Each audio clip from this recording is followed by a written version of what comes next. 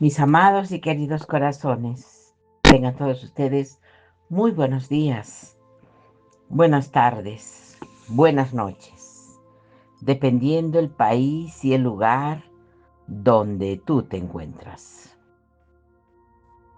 Para mí, acá en Perú, es buenas tardes. El día de hoy, mis amores preciosos, quiero que nos ocupemos y hablemos sobre lo que Enoch en la Biblia etíope dejó escrito para todos nosotros. Y esto que les voy a narrar hoy día lo tengo preparado desde la mitad de semana anterior, sino que se daban otras circunstancias y por eso tenía que compartirles otras cosas. Pero ahora necesito narrárselos totalmente, mis amores.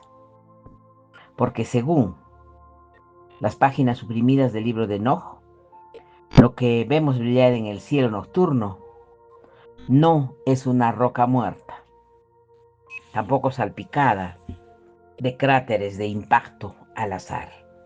Es un mecanismo construido con un propósito interior oculto. Y las instituciones modernas nos dicen que la Luna es un satélite estéril formado por una colisión cósmica accidental, pero el antiguo patriarca Enoch lo lleva más allá de su superficie visible, guiado por el arcángel Uriel. Y le mostraron algo que desafía la astrofísica moderna.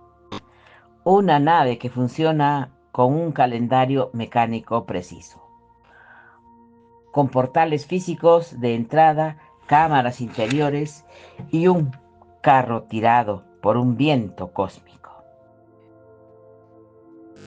Esto no es mitología, mis amores. Esto es un esquema técnico enterrado dentro de un texto que los concilios eclesiásticos institucionales pelearon durante siglos por borrar de la memoria humana. ¿Por qué unas autoridades religiosas le tendrían miedo a unas descripciones astronómicas? Porque encerrado dentro de los movimientos ocultos de la Luna hay un antiguo sistema de medición del tiempo. Uno que muestra cómo la humanidad fue desconectada del verdadero orden cósmico.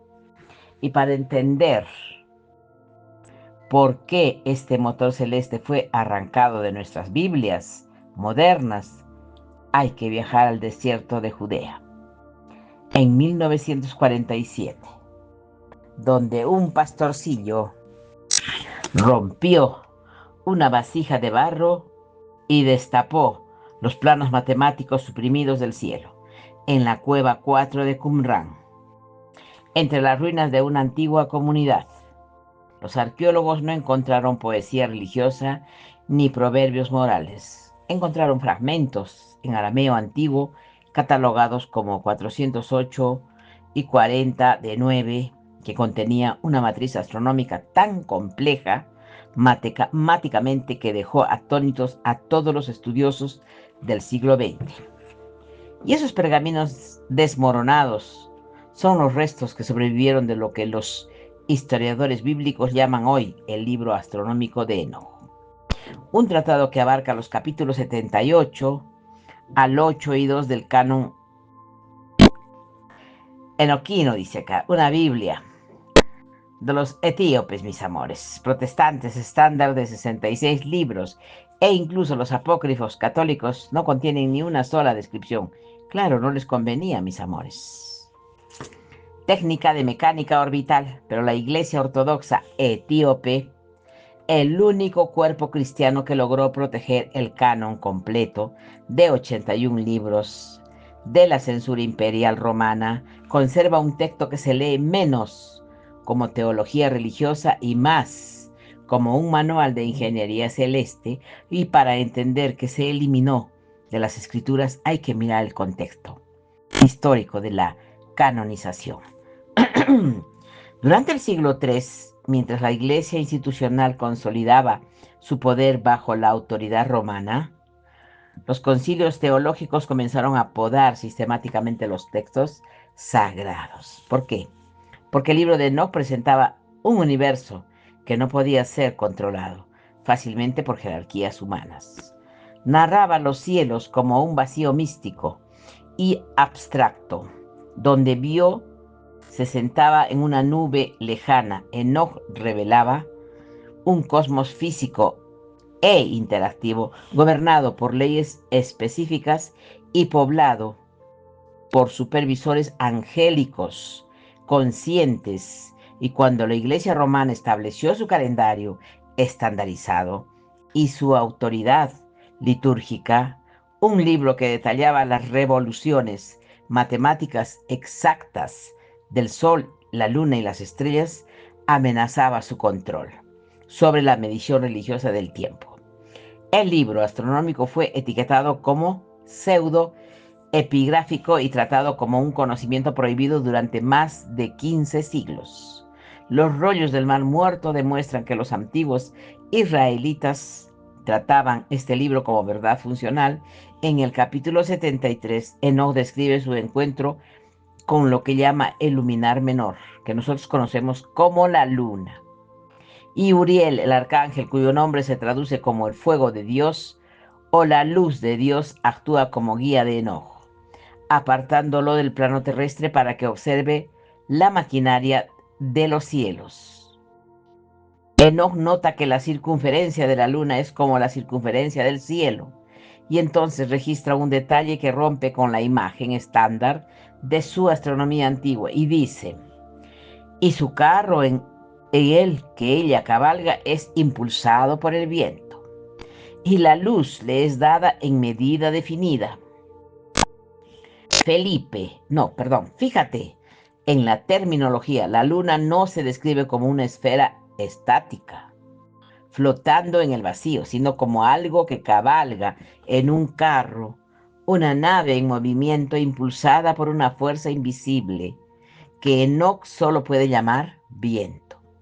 La precisión matemática ya más lejos, mucho antes de que Galileo apuntara un telescopio al cielo y mucho antes de que la NASA cartografiara las fases lunares, el autor de ese texto descompuso el ciclo lunar en fracciones matemáticas exactas de 14 pares, según el esquema preservado en el fragmento 4, que 208, la luz de la luna no crece y mengúa en gradientes aleatorios. Uriel le muestra a Enoch que el cuerpo lunar recibe su iluminación en 14 partes exactas. El primer día de su ciclo sale exactamente una séptima parte de la mitad de su luz total.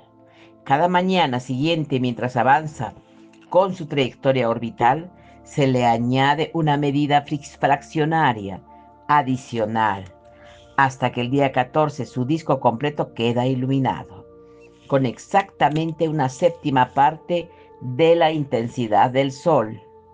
Después, al descender así a la oscuridad, va soltando su luz parte por parte a lo largo de las 13 fases restantes, hasta que su circunferencia queda completamente vacía en la mañana 30. Para poder poner una precisión, esta perspectiva imagina a un escriba antiguo en el desierto hace 3000 años, sin calculadora, sin telescopio, sin satélite, trazando un ciclo diario de 24 horas, dividido en porcentajes fraccionarios de luz visible que coincide con las observaciones astronómicas modernas. Esto no es un pastor adivinando formas en el cielo. Es alguien registrando un plano de funcionamiento. Los astrónomos de Quemar no trataban estas tablas como astrología ni adivinación.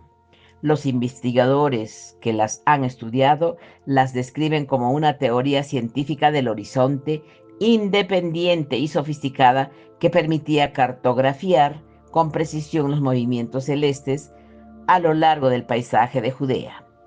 Pero antes de entrar en las puertas donde atraca esta nave lunar, hay que entender la guerra cósmica por el tiempo mismo, que obligó a las autoridades institucionales a borrar estos capítulos matemáticos de la conciencia humana.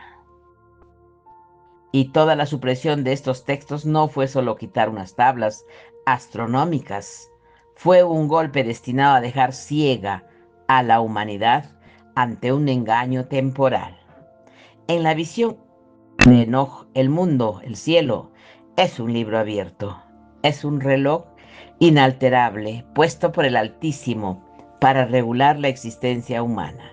Pero cuando los vigilantes, los ángeles rebeldes que descendieron sobre el monte Hermón, intervinieron en la historia humana, no solo enseñaron a fabricar armas de guerra y a mezclar encantamientos mágicos, también enseñaron astronomía y astrología lunar. Líderes caídos como Coabiel enseñaron las constelaciones y Sariel enseñó el curso de la luna, porque a unos seres espirituales caídos les importaba, díganme, enseñarle a la humanidad a seguir el orbe lunar.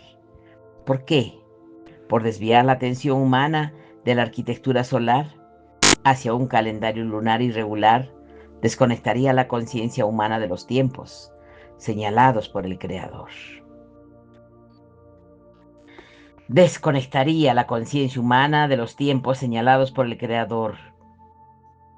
Inexes de conasteres espirituales, cares de culades, ¿cuáles? Para captar la escala de este engaño. Hay que mirar la guerra de calendarios que se libró durante el periodo del Segundo Templo.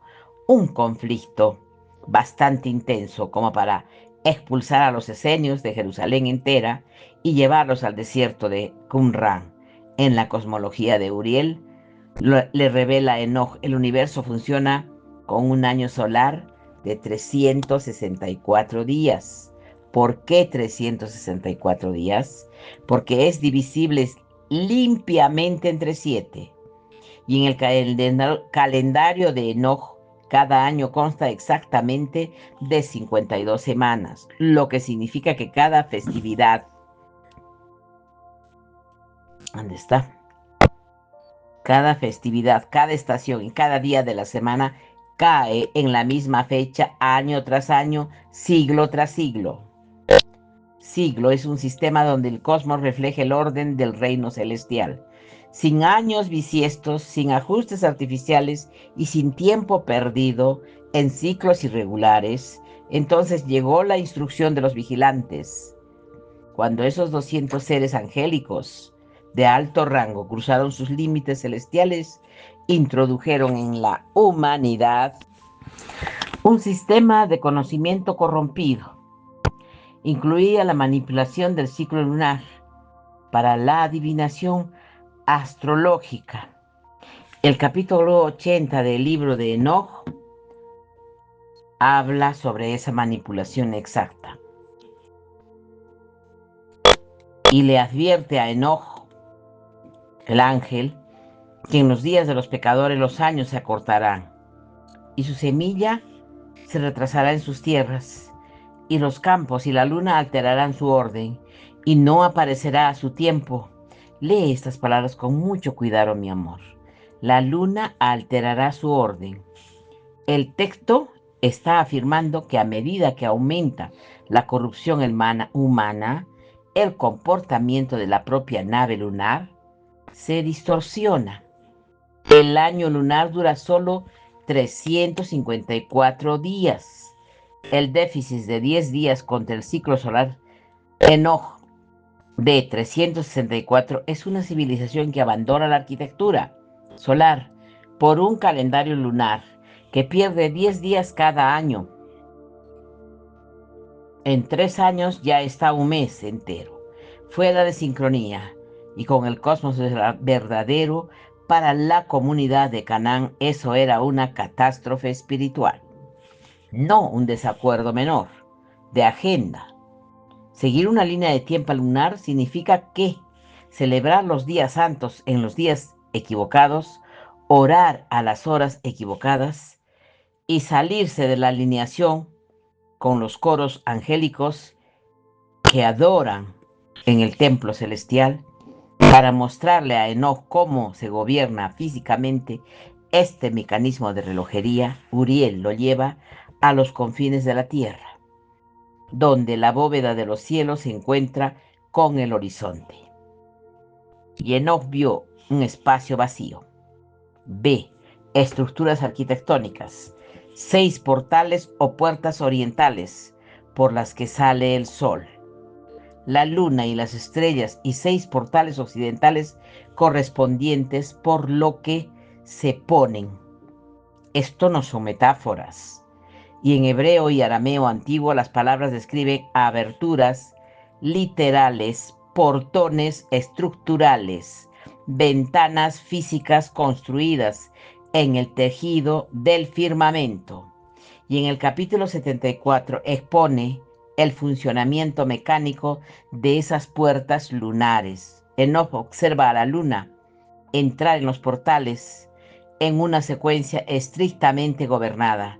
Cuando el sol sale por el cuarto portal oriental, la luna se mueve en tándem, completando un círculo por los caminos correspondientes.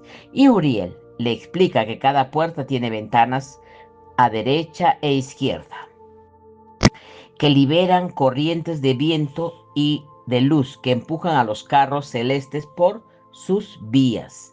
Piénsalo como una estación de tren cósmica. La luna no va a la deriva. Su carro es dirigido hacia la puerta 1 durante un número fijo de días. Luego pasa a la puerta 2, atraviesa la puerta 3 y sigue cruzando el horizonte en una progresión mecánica fija.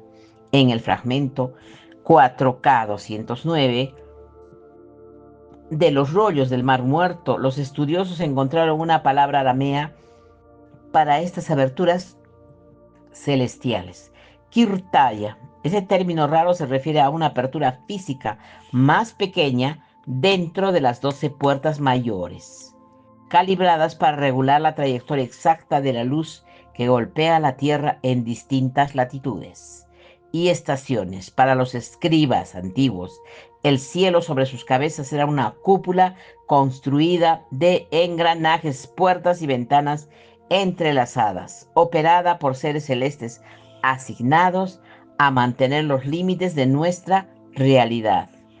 ¿Por qué trabajaron los emperadores romanos y los concilios religiosos medievales para enterrar esta realidad arquitectónica? Porque una iglesia institucional que reclama autoridad total sobre Dios en la tierra no puede tolerar una escritura que sitúa la autoridad suprema en un reloj cósmico inalterable que hace tic-tac sobre sus cabezas. Y al retirar el libro astronómico y hacer cumplir un calendario modificado, las autoridades institucionales desconectaron a la humanidad del ritmo de las estrellas y dejaron así generaciones enteras espiritualmente a la deriva en una línea de tiempo artificial.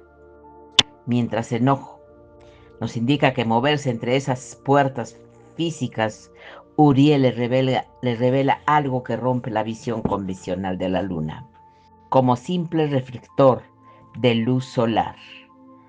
El ángel le explica que el carro de la luna va acompañado por jefes de las estrellas, comandantes angélicos, asignados a custodiar los caminos y hacer cumplir los límites de la luz menor. Todos esos supervisores se aseguran de que, pese a la corrupción desatada en la Tierra por los vigilantes caídos, la maquinaria del universo siga girando hacia su día del juicio señalado. La luna no es una roca pasiva en la noche. Es un escenario activo y custodiado donde la batalla entre el orden cósmico y la rebelión temporal se libera cada noche. Cuando el arcángel Uriel llevó a Enoc, ¿dónde está?, visible del luminar menor, no le mostró un núcleo sólido de manto, roca y ceniza volcánica. Le mostró una nave arquitectónica hueca que alberga fuerzas cósmicas conscientes, un motor celeste con un propósito interior oculto que las instituciones dominantes han ignorado durante siglos. En la visión de Enoch, la luna es una nave contenedora, estructurada, una cámara que funciona a la vez como regulador cósmico y como depósito celestial. Y mientras Uriel guía al patriarca por las puertas del cielo, Enoch y el arcángel son impulsados por entidades espirituales. Pero la luna tiene una dimensión interior que la distingue del horno ardiente del sol. El texto describe cámaras ocultas donde la luz de la luna se almacena y se mide por manos angelicales antes de ser liberada por las ventanas del firmamento. La ciencia moderna enseña que la luz lunar no es más que radiación solar, rebotando en una superficie estéril y reflectante. Pero el libro de No describe la iluminación lunar como una sustancia distinta y medida que es transferida, regulada y dispensada activamente desde el interior de la propia nave lunar. Uriel le muestra a Enoch que cuando la luna mengua hasta la oscuridad total en la mañana del 30, su luz no ha sido simplemente bloqueada por la sombra de la tierra, ni apartada de la vista. Su esencia iluminada ha sido retirada hacia las cámaras interiores de luminar, donde rebosa hasta la hora señalada de su liberación. La luna en el marco de Enoch es condensador celeste, es una bóveda de almacenamiento orbital, construida para capturar, retener y dispensar energía cósmica en sincronía con el calendario divino. Esto nos lleva al propósito oculto de la luna. ¿Por qué pondría el Creador un condensador arquitectónico en órbita alrededor de nuestro planeta? Según las capas más profundas de la escatología de Enoch, la luna sirve como testigo perpetuo y como zona de contención cósmica, perdón, atada directamente al juicio de los vigilantes.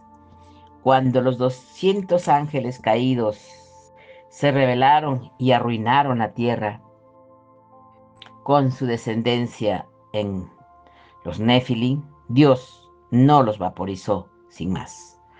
Ordenó a los arcángeles Miguel, Gabriel, Rafael y Uriel que ataran a los líderes de los vigilantes y los arrojaran a prisiones subterráneas y celestiales hasta el día del juicio final.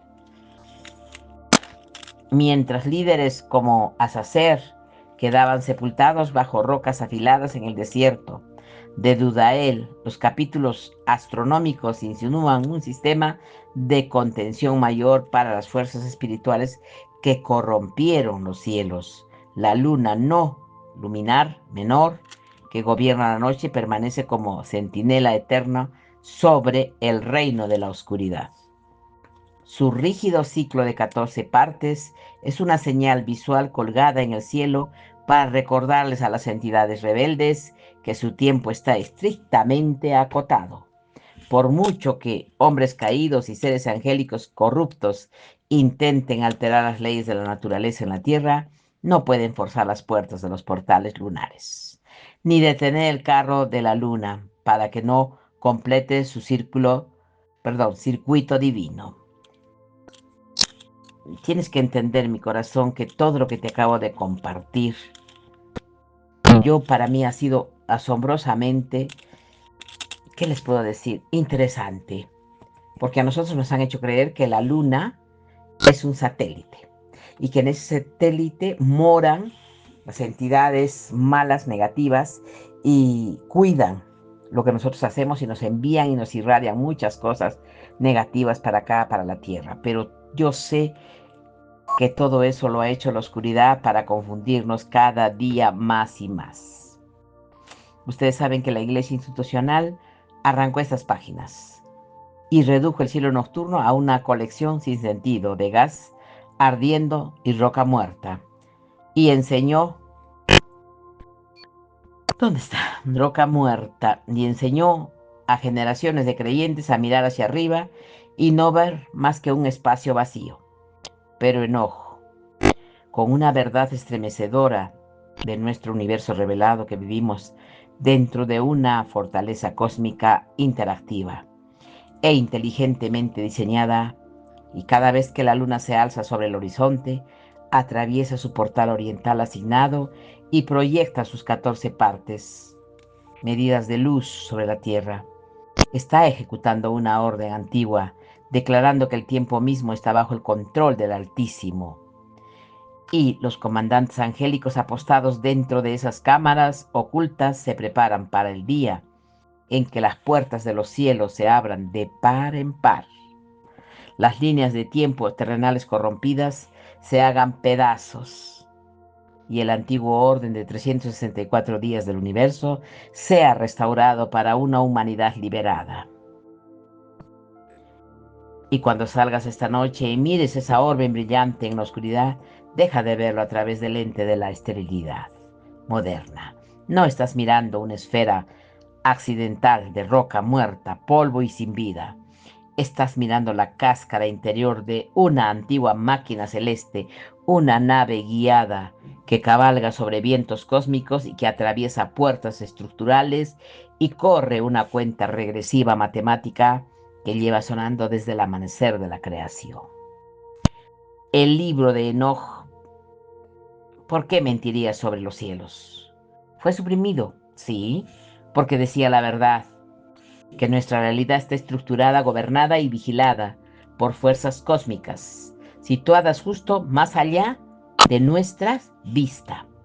La verdadera pregunta ya no es si las autoridades institucionales alteraron nuestros textos sagrados para ocultar esta arquitectura cósmica, porque esto es un hecho histórico.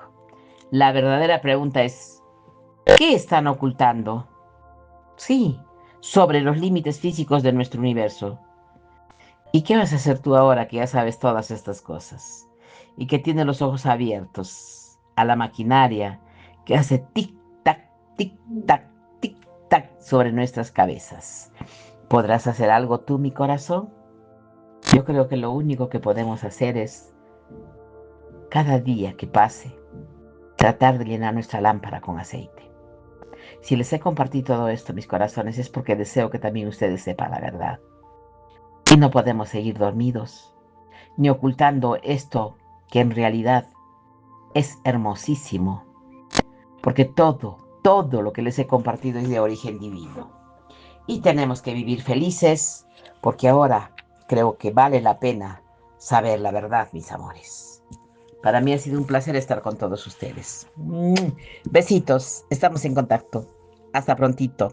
Chao.